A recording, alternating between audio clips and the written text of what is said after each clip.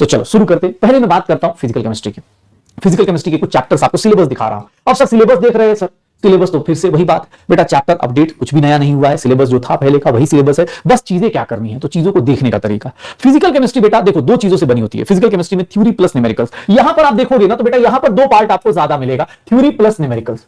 आप इसके बारे में बात करो थ्योरी और न्यूमेरिकल्स की। अब थ्योरी सर क्लास से कवर हो जाती है, आपको कोई भी एनसीईआरटी की आप एनसीईआरटी कलर कर लो, एनसीईआरटी की पीडीएफ पढ़ लो, बहुत है, मोर देन सफिशिएंट है। न्यूमेरिकल्स प्रैक्टिस के ऊपर डिपेंड करती है। मैं तो कहूंगा बेटा देखो कोई भी क्वेश्चन हो केमिस्ट्री का, आपको सिंपल सी बात बताता हूं, बिना क्वेश्चन के याद रखना बेटा, सिर्फ और सिर्फ नोट्स पढ़ लेना सर ये सबसे बड़ा मिथ है, या किसी के मतलब अपने क्लास के नोट्स या किसी टीचर के नोट्स या किसी भी मॉड्यूल पढ़ लेना बेटा, याद रखिएगा एग्जाम नोट पढ़ के जाने से क्लियर नहीं होगा सर, सीधा सीधा याद रखना। क्यों? क्योंकि सर सिर्फ नोट्स पढ़ के जाएंगे तो जरूरी नहीं कि जो नोट्स का तरीका है उसी तरह से क्वेश्चन पूछा जाए। क्वेश्चन पूछने वाला हमेशा आप देखोगे ना, बहुत सारे लोग होते हैं कि वे नोट्स तो पढ़ के जाते, बट जब क्वेश्चन पूछता है ना सोच ही नहीं पाते किस अप्रोच से अटेम्प्ट करूं। ये बेटा सिर्फ और सिर्फ चीजें सही कब हो सकती हैं, आप सिर्फ नोट्स पढ़ के जाओगे तो ये बहुत बड़ा इल्यूजन है बेटा। नोट्स पढ़ो, ऐसा नहीं नोट्स नहीं पढ़ना है, बट साथ में एमसीक्यूज की प्रैक्टिस करो, बिना उसके नहीं हो सकता। रियलिटी यही है कि एग्जाम क्लियर तभी होगा जब आप नोट्स के साथ साथ एमसीक्यूज की प्रैक्टिस करते हैं, कि आप सर एग्जाम हॉल की प्रिपरेशन घर पे ही चालू कर देते हैं। और वो प्रिपरेशन कैसे आएगी, सिर्फ थ्योरी और न्यूमेरिकल। सर यहां सबसे बड़ा क्वेश्चन मार्क मैं बता रहा हूं आपको, क्वेश्चन प्रैक्टिस करो, चाहे वो 50 ही क्यों ना हो बेटा, लेकिन करो। आप मन मार के कि नहीं यार मुझे आता है फिर भी मैं एक बार ट्राई तो करूंगा। अगर आपको क्वेश्चन प्रैक्टिस आपकी ठीक ठाक चल रही है तो फिर टाइम पे ध्यान दो। क्वेश्चन प्रैक्टिस करने के भी तरीके हैं बेटा, आपको अगर आपका लग रहा है कि नहीं सर मैं क्वेश्चन कर ले रहा हूं लेकिन टाइम ज्यादा लग रहा है तो उसको रिड्यूस करने वर्क करो। आपको दो तीन चीजों वर्क करना है, ऐसा नहीं सिर्फ सिलेबस करना है, नहीं नहीं नहीं, सिलेबस तो है ही है सर, सिलेबस के साथ साथ आपको टाइम मैनेजमेंट सीखना है।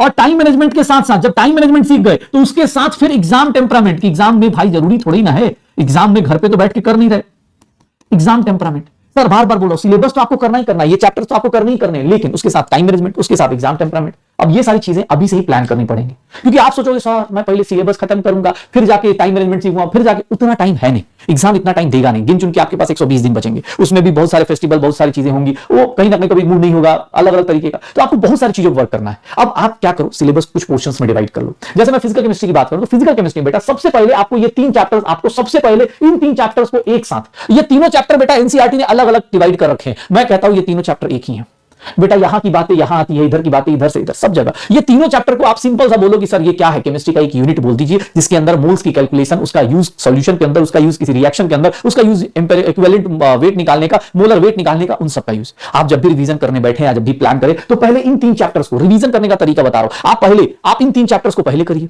फिर इससे क्या होगा, आपको दिखने लगेगा कि कम से कम किसी भी फुल टेस्ट में भी जाएंगे तो 3 से 4 क्वेश्चन आपको निकलते हुए दिखेंगे, थोड़ा कॉन्फिडेंस आना शुरू होगा, थोड़ा सा लगेगा ये बहुत बेसिक से चैप्टर है बेटा, केमिस्ट्री का सबसे बेसिक चैप्टर है, तो आप यहां से स्टार्ट करेंगे तो आपको जल्दी मतलब होता है कि आप जल्दी जल्दी कवर अप कर सकते हैं, खुद को मोरल बूस्ट होगा क्या, चल यार यहां से। और ये चैप्टर सिर्फ यही नहीं, ये ऑर्गेनिक में भी यूज हो जाते हैं, जेईई मेंस में देखोगे ऑर्गेनिक में पूछ रहा है मोल कॉन्सेप्ट का क्वेश्चन, तो वो सब चीजें भी आप कर सकते हो, लेकिन वो तभी कर पाओगे पहले आप इनको रिवाइज करो। इसको मतलब मैं बोलता हूं कि इनको बेटा आप बोलते हो कि बेसिक्स ऑफ फिजिकल केमिस्ट्री में डाल दो, कि ये 3 चैप्टर तो आपको फिजिकल केमिस्ट्री के बेसिक्स तो सही करेंगे ही करेंगे। उसके बाद भाई साहब फिजिकल केमिस्ट्री में आते हैं ये 4 चैप्टर, यहीं पर डिसाइड होता है कि फिजिकल केमिस्ट्री किसका स्ट्रांग होगा किसका वीक होगा, क्योंकि ये 4 चैप्टर्स ना बेटा आपस में इंटरकनेक्टेड भी हैं। कुछ लोगों को डर भी फैल जाता है, कुछ लोग क्या करते हैं शुरुआत में इसको तो बहुत अच्छे से रिवाइज करते हैं, फिर आता है स्यूडो कॉन्फिडेंस, एकदम अलग लेवल का कॉन्फिडेंस। अब भाई साहब यहां तक आते आते 3 चैप्टर हो गए, अब एकदम ना कॉलर को ऊपर उठा के एकदम चल रहे हैं, अरे 3 चैप्टर कर लिए बेटा, यही मेन चैप्टर्स हैं। ये जो है सर ये बेसिक्स बना देगा, लेकिन ये अगर चैप्टर्स तुमने कर लिए तो एग्जाम हॉल में सच में बता रहा हूं कि बहुत कॉन्फिडेंटली घूमोगे, बहुत ही कॉन्फिडेंटली घूमोगे। फिजिकल केमिस्ट्री का जो हार्ट है, जो बैकबोन है बेटा, वो ये है सर, ये देख लीजिएगा इस चैप्टर के, ये 4 चैप्टर एनसीईआरटी में तो इन दोनों को एक ही चैप्टर कर रखा है, तो एनसीईआरटी के हिसाब से ये 3 चैप्टर बेटा आपको एग्जाम हॉल में जाने से पहले, एग्जाम हॉल जाने से पहले कह रहा हूं, आप घर पे भी ना जैसे ही ये चैप्टर अगर अच्छे से कंप्लीट कर लिया, थ्योरी प्लस क्वेश्चन प्रैक्टिस के साथ कंप्लीट कर लिया, सच बता रहा हूं किसी भी पेपर में उतरोगे सर जिससे लोग डर रहे होंगे ना वो तुम्हारे लिए आसान हो जाएगी। तो ये 4 चैप्टर पहले ये 3 चैप्टर्स के ऊपर अच्छे से कमांड करो, फिर मैं स्टेज वाइज बता रहा हूं कि आप अगले स्टेज में फिजिकल केमिस्ट्री में इन 4 चैप्टर्स के ऊपर टाइम दो, प्रैक्टिस करो बेटा। सच बता रहा हूं यहां पर थ्योरी प्लस न्यूमेरिकल्स आपको एक अलग लेवल का सेटिस्फेक्शन देंगे।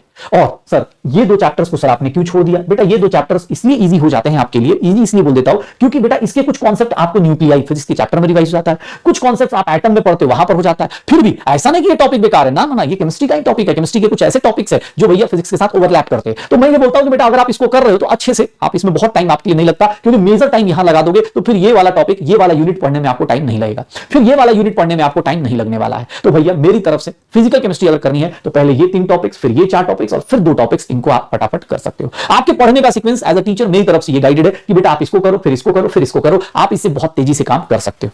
दूसरी चीज, नए सिलेबस के अंदर बेटा प्रैक्टिकल वाली केमिस्ट्री भी ऐड की गई है, चाहे वो ऑर्गेनिक हो, चाहे इनऑर्गेनिक हो, चाहे फिजिकल हो, उन सबका इन्होंने प्रैक्टिकल डाल रखा है। प्रैक्टिकल के लिए बेटा बहुत सिंपल चीजें हैं, कोलॉइड्स, लायोफिलिक, लायोफोबिक सोल्स, इमल्सन्स, कुछ रिएक्शंस हैं जैसे H2O2 का रिएक्शन केमिकल काइनेटिक्स के साथ दे रखा है, कुछ टाइट्रेशंस हैं। आप नए सिलेबस को देखेंगे तो आपको लास्ट में प्रैक्टिकल केमिस्ट्री दिखेगा, मैंने उसका फिजिकल का पोर्शन आपको अलग कर दिया है।